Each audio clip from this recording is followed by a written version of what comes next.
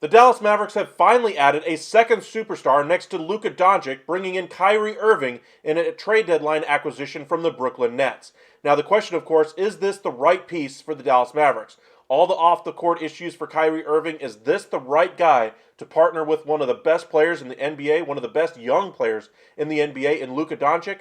Well, apparently the Dallas Mavericks think this is the right move, and so does Luka. He's the one who actually signed off on this deal. He wanted to bring in another star, give them a little bit better power anyway as they try to advance in the Western Conference playoffs this year. They did make a surprise visit to the Western Conference Finals last year before being stonewalled by the Golden State Warriors. The Warriors have their own issues, though, as far as injuries, turnovers, etc. this year. The one team out west, anyway, that's really been on top all season has been the Denver Nuggets. Nobody's really scared about them because, again, it's a one-man show, much like the Dallas Mavericks were before Luka brought in Kyrie Irving. However, Denver, of course, still has a good player anyway in Jamal Murray working his way back from injury.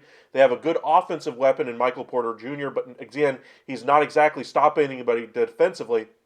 And then they have Aaron Gordon, a good two-way player, but he's not frightening anybody on the offensive end of the floor. Their depth leaves a lot to be desired here at the deadline as well. They did bring in some other pieces, but there still is more that needed to be done there. So nobody out west is really leaps and bounds ahead of everybody else. The Phoenix Suns bringing in Kevin Durant at the trade deadline. Of course, they're going to be considered favorites in the West, favorites in the entire NBA for this year and maybe next. But you have to worry about injuries. You have to worry about the age of the respective players. And you got to remember, Kevin Durant, while one of the best players in the league, certainly was shut down last year in the playoff series against the Boston Celtics. Really did not look like himself. Shut down by Jaylen Brown, Jason Tatum, Grant Williams, Marcus Smart. They kind of rotated and played a bunch of different looks on him, and he really never found a rhythm in that entire playoff series. Now, of course, the West is seemingly wide open. The Lakers made some additions here at the deadline as well to strengthen their roster, bringing in D'Angelo Russell. The Timberwolves kind of tinkered with their roster, sending out D'Angelo Russell, bringing in Mike Conley. So we'll see how competitive the Western Conference playoffs are going to be. But the Dallas Mavericks bringing in a second superstar next to Luka absolutely was the right move to make because they really were a one-man band before this trade. Now, you hate to see a guy like Spencer Dinwiddie go, shooting over 40% from three this year. Kyrie's actually shooting beneath that. But you got to believe Kyrie Irving's the better player overall, both from a ball handling standpoint and just an overall offensive player. I mean, when he's able to, get wide open shots, etc., he's able to knock them down unlike anybody else in this league. Even tough shots, he's able to knock them down better than almost any other player in the NBA. The tough shot making ability of Kyrie Irving will be invaluable in a playoff series, giving Luka that safety net that he needs to have in a playoff series.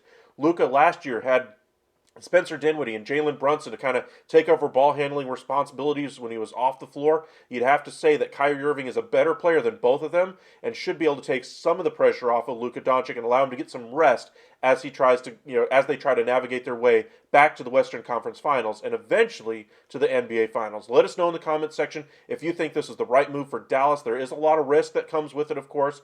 Was this the right move for Dallas to make with all the off-the-court concerns that you have as far as availability? Kyrie hasn't been very available for the Brooklyn Nets over the course of his tenure there. Will he be available this year for the Dallas Mavericks? And then if he signs that extension after the season, getting that 3-year max, will he be able to stay available for that length of the contract as well? He is 30 years old, so it's not like he's 35, 40, so he's still fairly young, in the middle of his prime, etc. Is this the right piece for Dallas to bring in? Let us know in the comment section. Thank you guys for subscribing, and thank you guys for joining us here at The Upside.